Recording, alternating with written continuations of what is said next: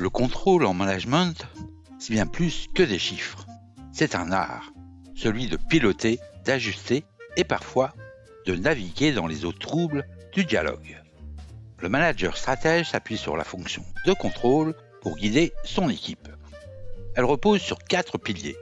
Définir les standards, par exemple les objectifs trimestriels, mesurer les performances, par exemple les indicateurs et les feedbacks, comparer avec les attentes, comme par exemple les écarts et les anomalies, et corriger les dérives, en mettant en œuvre par exemple des plans d'action ou des formations.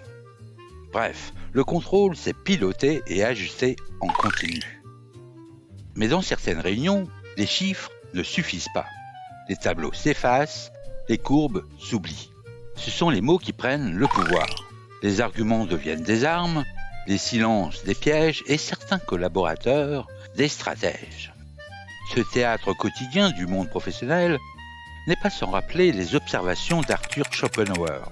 Philosophe du XIXe siècle, il a consacré un traité entier sur la rhétorique de la domination intellectuelle. L'art d'avoir toujours raison. Non pas pour défendre la vérité, mais pour triompher dans le débat, quitte à manipuler, détourner ou provoquer. Voici 5 des 38 stratagèmes dévoilés par ce philosophe, illustrés et analysés à la lumière de Schopenhauer. Le premier, l'exagération, que l'on peut illustrer ainsi. Ce retard, c'est insignifiant, tout le monde est en retard. Ce stratagème consiste à minimiser une faute en la noyant dans une généralité. Schopenhauer l'identifie comme une tactique de relativisation. On amplifie ou atténue un fait pour le rendre acceptable. L'objectif n'est pas la précision, mais la désactivation de la critique. Le deuxième stratagème, la diversion, que l'on peut illustrer de la manière suivante. Parlons plutôt du nouveau projet, c'est plus urgent. Changer de sujet pour éviter une impasse, voilà une manœuvre classique. Schopenhauer l'a décrit comme un déplacement stratégique du débat. On détourne l'attention vers un terrain plus favorable, souvent en invoquant l'urgence ou la pertinence. Regardons maintenant de plus près le stratagème en appelant à l'autorité pour mieux s'imposer, que l'on peut illustrer comme ceci. Même le directeur régional dit que ce KPI est obsolète. Ici, plutôt que de démontrer, on cite. L'autorité devient argument. Schopenhauer désigne cette méthode comme fallacieuse.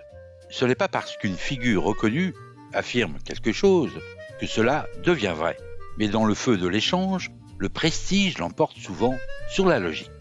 Passons maintenant au stratagème de la généralisation hâtive que l'on peut illustrer ainsi.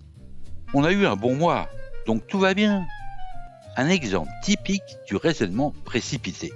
Schopenhauer le classe parmi les sophismes inductifs. On tire une conclusion globale à partir d'un cas particulier. C'est séduisant, mais risqué surtout quand les enjeux sont complexes. Voici le 5e stratagème, la provocation émotionnelle, que l'on peut illustrer ainsi. Franchement, je me sens attaqué. Ici, l'émotion devient bouclier. En se posant en victime, on déstabilise l'adversaire et on évite le fond du débat. Schopenhauer note que ce stratagème vise à susciter la sympathie ou à culpabiliser l'autre, détournant ainsi l'attention du raisonnement. Conclusion, ces stratagèmes, 38 au total, ne sont pas nouveaux. Schopenhauer les a théorisés avec une lucidité mordante, non pour les cautionner, mais pour les dévoiler.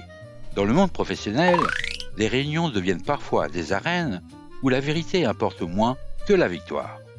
Comprendre ces mécanismes, c'est apprendre à les repérer et à y répondre avec finesse. Très bien, il faut apprendre à identifier ces stratagèmes. Mais quelles sont les parades ? Le manager stratège ne se laisse pas piéger. Il transforme le débat en levier de performance, dont voici les 5 clés.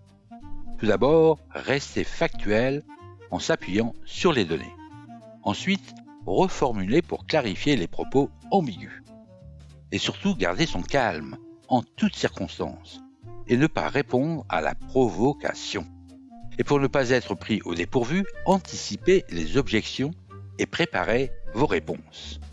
Finalement, maintenir une posture éthique en centrant les débats sur les objectifs. Comme vous le voyez, la fonction de contrôle, c'est aussi la maîtrise et le contrôle du langage. Être manager, c'est piloter les résultats, mais aussi les échanges. Manager en stratège, c'est combiner rigueur et stratégie, maîtriser les chiffres et les mots.